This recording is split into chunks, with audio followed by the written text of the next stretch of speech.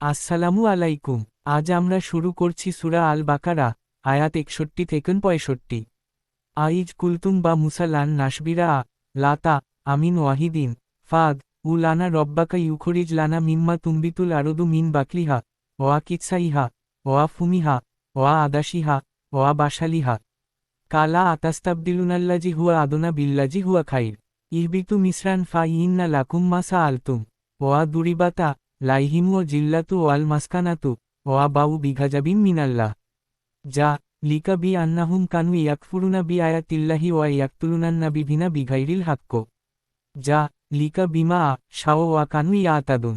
এবং স্মরণ করো যখন তোমরা বলেছিলে, হে মুসা, আমরা এক ধরনের খাবার সহ্য করতে পারব না। আপনার প্রতিপালকের কাছে প্রার্থনা করুন যেন তিনি আমাদের জন্য শাকসবজি, শসা, গম, রসুন, মসুর ডাল ও পেঁয়াজ বের করে দেন।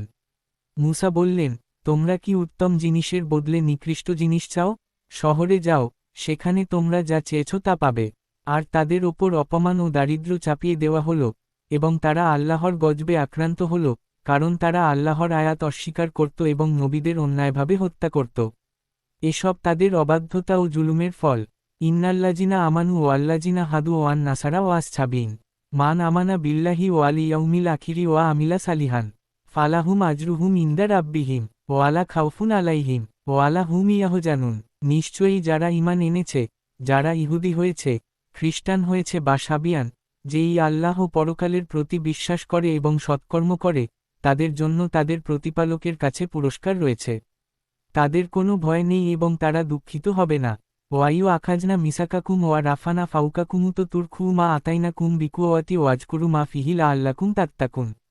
এবং স্মরণ করো যখন আমি তোমাদের থেকে অঙ্গীকার নিয়েছিলাম এবং তুর পাহাড়কে তোমাদের ওপর তুলে ধরেছিলাম, যা তোমাদের দেয়া হয়েছে তা দৃঢ়ভাবে গ্রহণ করো এবং এতে যা আছে তা মনে রাখো, যাতে তোমরা আল্লাহভীরু হতে পারো। সুম্মা তাওয়াল্লাইতুম মিন বা দি জায়ালিকা ফালাউলা ফাদুলুল্লাহি আলাইকুম ওয়া রহমাতুহু লাকুনতুম মিনাল খাসিরিন। তারপর তোমরা এরপর মুখ ফিরিয়ে নিলে। আল্লাহর অনুগ্রহ ও করুণা যদি তোমাদের ওপর না থাকত, তাহলে তোমরা অবশ্যই ক্ষতিগ্রস্তদের অন্তর্ভুক্ত হতে। ওয়া লাকাদ আলিমতুমুল্লাজিনা তাদাও মিনকুম ফিস সাবতি ফাকুলনা লাহুম কুনু কিরাদাতান খাসিন। আর তোমরা তো জেনে গেছ, তোমাদের মধ্য থেকে যারা সাপ্ত শনিবার লঙ্ঘন করেছিল, ফলে আমি তাদের বলেছিলাম, হও নিকৃষ্ট বানর।